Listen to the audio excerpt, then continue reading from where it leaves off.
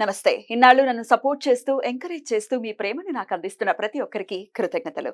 అలాగే ఈ వీడియో కూడా ఖచ్చితంగా మీకు ఉపయోగపడుతుంది. లైక్, షేర్ అండ్ సబ్స్క్రైబ్ చేసి మీ సపోర్ట్‌ని నాకు అందించండి. అలాగే ఈ వీడియో పట్ల మీకున్న అభిప్రాయాన్ని కామెంట్ సెక్షన్‌లో కామెంట్ చేసి తెలియజేయండి.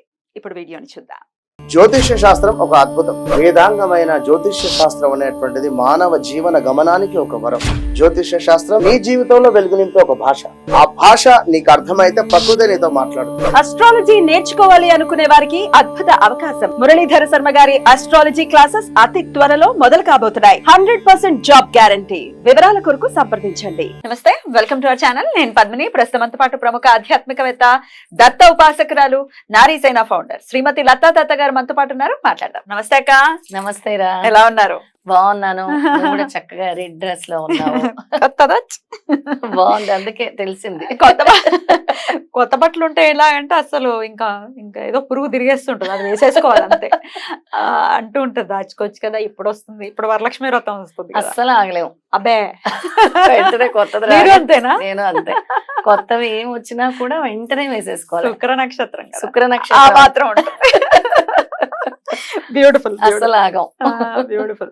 అయినా ఉన్నదాన్ని లివ్ ద మూమెంట్ లాగా ఎప్పటికప్పుడు దాన్ని every moment you spend is yours.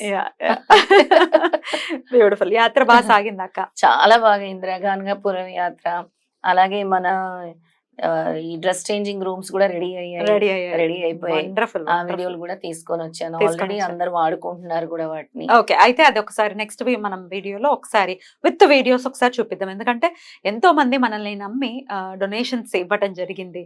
అది ఒక వారధి అయ్యాం మనం ఖచ్చితంగా. నేనైతే ఖచ్చితంగా మీరు అక్కడ ఉండి చేయించి చాలా బ్యూటిఫుల్ గా దాన్ని అందరూ యూటిలైజ్ చేసుకునే విధంగా చేశారు. చాలా చాలా సంతోషం. దానికి సంబంధించిన వీడియో నెక్స్ట్ వీడియోలో ఉంటుంది. వివరంగా మాట్లాడదాం. ఇప్పుడు అర్జెంట్ గా ఒక విషయం గురించి మాట్లాడాలి. అది ఇప్పుడే చేయొచ్చు కదా అనొచ్చు, కానీ నాగపంచమి వచ్చేస్తోంది.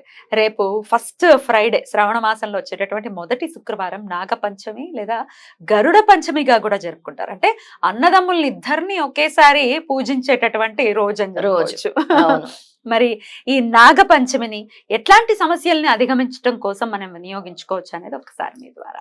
చాలా అద్భుతంగా అడిగావు పద్మిని. మనకి అందరి జాతకాల్లో చూసుకుంటే కాలసర్ప దోషాలను ఎక్కువ కనబడుతూ ఉన్నాయి. కాలసర్ప దోషంతో చాలా మంది ఇబ్బంది పడుతూ ఉన్నారు. అలాంటి వాళ్ళు ఈ రోజుని ఖచ్చితంగా వినియోగించుకోవాలి. కాలసర్ప దోషాలు, రాహుకేతు దోషాలు, ఎందుకంటే ఇవన్నీ కూడా నాగదోషం అని కూడా అంటారు. ఇవన్నీ క్యారీ ఫార్వర్డ్ అవుతూ ఉంటాయి పాస్ట్ లైఫ్ నుంచి.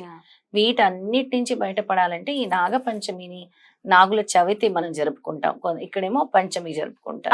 మన నాగుల చవితి మోస్ట్లీ కార్తీక మాసంలో మనం నాగుల చవితి జరుపుకుంటాం. ఇక్కడ కొన్ని ప్రాంతాలు తెలంగాణలో అయితే నాగపంచమి జరుపుకుంటారు. అది మనం ఎలాగైతే గ్రాటిట్యూడ్ అంటే సర్పాలని కూడా మనం గుర్తు చేసుకుంటున్నాము, సర్ప దేవతల్ని కూడా మనం పూజిస్తున్నాము అని ఒక ఇంపార్టెన్స్ అని తీసుకుంటున్నాం అనమాట. రోజు ప్రతి దాంట్లో దైవత్వాన్ని ఖచ్చితంగా చూస్తుంది హిందూ ధర్మం. అదే మన గొప్పతనం కూడా. ఒక స్పర్మ్ ని రిలేట్ చేస్తూ, అది పాములానే ఉంటుంది కాబట్టి దాన్ని రిలేట్ చేస్తూ దానికి ఒక దైవత్వాన్ని ఇవ్వటం గాని, పూజించటం గాని అద్భుతం. ఎన్ని జన్మలు ఎత్తినా హిందూ సాంప్రదాయంలోనే పుట్టాలి. అందుకే సనాతన ధర్మం అంత గొప్పది పద్మిని. అయితే ఆ దోషాలు నివృత్తి అవ్వాలి అని అంటే ఆ రోజుని ఖచ్చితంగా వినియోగించుకొని ఉపవాసం ఉంటాం ముఖ్యంగా. అలాగే కాలసర్ప గాయత్రి మంత్రం అని ఉంటుంది, అది చదువుకోవాలి. లేదు మాకు ఇలా కాలసర్ప మంత్రాలు అవి రావు అంటే ఈశ్వర ధ్యానం చేసుకోవాలి. ఈశ్వరుడు మెడలోనే పాము ఉంటుంది. ఎలాంటి దోషాలనైనా ఈశ్వరుడు ఇలా తీసి ఇలా పక్కన పడేయగలడు. కానీ ఇలాంటి ఇంపార్టెంట్ డేస్ మనం వినియోగించుకోవాలి. శివ పంచాక్షరి మంత్రం చదువుకోవాలి. నాగేంద్రహరాయ త్రిలోచనాయ భస్మాంగరాగాయ మహేశ్వరాయ నిత్యాయ శుద్ధాయ దిగంబరాయ తస్మై అకారాయ నమః శివాయ అనుకుంటూ బాగుంటుందో ఇది శృతిబద్ధంగా లయబద్ధంగా పాడితే చాలా బాగుంటుంది. చాలా శృతిబద్ధంగా పాడితే ప్రతిరోజు చదువుకోవచ్చు పద్మిని. ఎవరికైతే కాలసర్ప దోషం ఉందో వాళ్ళు ప్రతిరోజు చదువుకోవాలి. నేను ప్రతిరోజు చదువుకుంటాను. మీకుందా? లేదు, మరి లేకున్నా నేను చదువుకుంటాను. అంటే మనకి అబ్స్టకిల్స్ రాకుండా లైఫ్ లో ఈశ్వరుని ధ్యానించటం కదా. ఓం నమ శివాయ ఎలాగో ఇది కూడా అలాగే శివ పంచాక్షరి స్తోత్రం.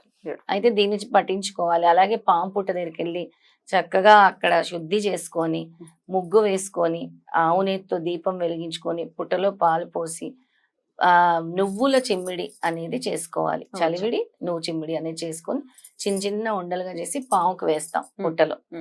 పాలు కూడా పోయాలి ఆ రోజు. ఇవన్నీ చేసుకొని ఆ రోజు దైవతారాధనే. ఇంకా సాక్షాత్తు సర్పాల్ని పూజించడం అని అంటే మీ దోషాల్ని పోగొట్టుకోవడమే. రైట్. అంతే కదా, అంతే, 100%. సాక్షాత్ భగవంతుడిని పూజించినట్టే.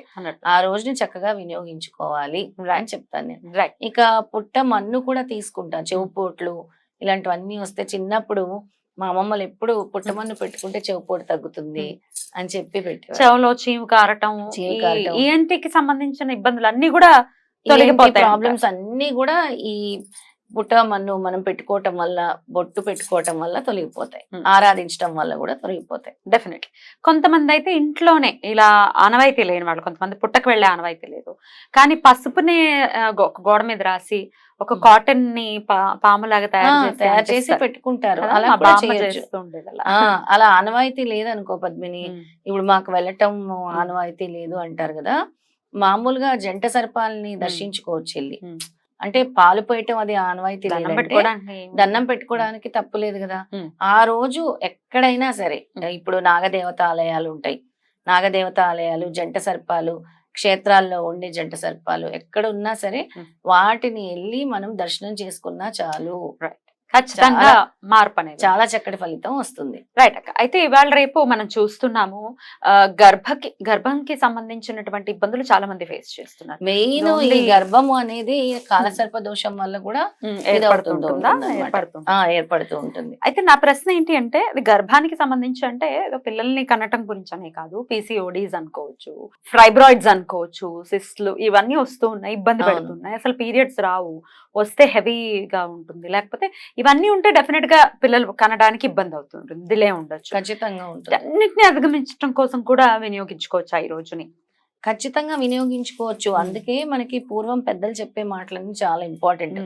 మనకి ఆడపిల్లలకి ఆ మెన్స్ట్రుయేషన్ ప్రాబ్లమ్స్ వచ్చినప్పుడు అవి జాగ్రత్తగా పడేయాలి, పాము తాకకూడదు, అది కూడా దోషం అవుతుంది.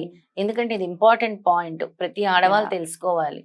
దాన్ని శుభ్రంగా ఒక కవర్ లో వేసి ఎక్కడైనా, అంటే తెలియక పాములో వెళ్తున్నా అది కూడా చిన్న దోషంలా కూడా వస్తుంది. దానివల్ల ఇప్పుడు నువ్వు చెప్పిన ప్రాబ్లమ్స్ అన్ని ఉన్నాయి కదా పద్మిని, అంటే ఇలాగా పీసీఓడీస్, సిస్ట్లు, ఫైబ్రాయిడ్లు, పాలిప్స్, ఇలాంటివన్నీ కూడా దీని వల్ల వస్తాయి అన్నమాట. సో డెఫినెట్ గా ప్రాబ్లమ్స్ జాగ్రత్త వహించాలి, ఎక్కడ పడితే అక్కడ పాడేయడం లాంటి చేయొద్దు. ఆన్ దిస్ నోట్, ఇది అవగాహనని పెంచడం కోసం మాత్రమే ఈ ప్యాడ్స్ ని యూటిలైజ్ చేయడం కంటే కూడా మెన్స్ట్రువల్ కప్స్ వస్తున్నాయి, చాలా సేఫ్, చాలా బడ్జెట్ ఫ్రెండ్లీ, మనకు బోల్డ్ అని డబ్బులు మిగులుతాయి. ఒక్కసారి అలవాటు చేసుకుంటే హ్యాపీ. అసలు పర్యావరణాన్ని కాపాడిన వాళ్ళం అవుతాం, మనల్ని మనం కాపాడుకునే వాళ్ళం అవుతాం. అవును కదా, ఖచ్చితంగా. అంటే దీని మీద అవగాహన ఉందో లేదో చాలా మందికి తెలుసుకుందాం మనం. అందుకే మనం దీని మీద కూడా కావాలంటే ఆడవాళ్ళ కోసం ఒక ఎపిసోడ్ చేద్దాం. Sure sure. ఎందుకంటే ఓపెన్ గా మాట్లాడకపోతే, మనం కూడా మాట్లాడకపోతే ఎట్లా? మాట్లాడాలి. ఎందుకంటే తెలియదు, చాలా మందికి తెలియక దాన్ని పడేయటము, సరిగా కవర్ చేయకుండా పడేయటం, దాని వల్ల ఇలా వస్తాయి. పూర్వం పెద్దలు అందుకే జాగ్రత్తగా చెప్పేవారు, లేదా అంటే కాల్ చేసేయమని చెప్పేసేవారు. దానివల్ల ఇంకా చక్కగా క్లీన్ అయిపోతుంది కదా, ఎక్కడిదక్కడ ఎండ్ అయిపోతుంది అని. ఒకరు తొక్కటం వల్ల, పాములు వెళ్ళటం వల్ల కూడా దోషాలు వస్తాయంట. వీటన్నిటి నుంచి మనం బయటపడాలంటే ఈ నాగపంచమి రోజు సర్పాలని పూజించాలి. పాలతో చక్కగా వాటికి అభిషేకం చేసుకోవచ్చు. జంట సర్పాలు ఉంటే అభిషేకం చేసుకుంటే మంచిది, పంచామృతాలతో అభిషేకం చేసుకుంటే ఇంకా మంచిది. చాలా అద్భుతంగా వివరించారు. తెలుసో తెలియకో ఒకవేళ ఇట్లాంటి అంటే నాగులకి సంబంధించి ఎటువంటి దోషాలు మనకి తెలుసో తెలియకో జరిగి ఉండొచ్చు, ఒక క్షమార్పణ చెప్పేటటువంటి రోజుగా కూడా కన్సిడర్ చేయాలి. అందుకే గ్రాటిట్యూడ్ అనేది కంపల్సరీగా మనం చూపించాలి. దేన్నైనా మనం గుర్తు చేసుకోవాల్సిందే.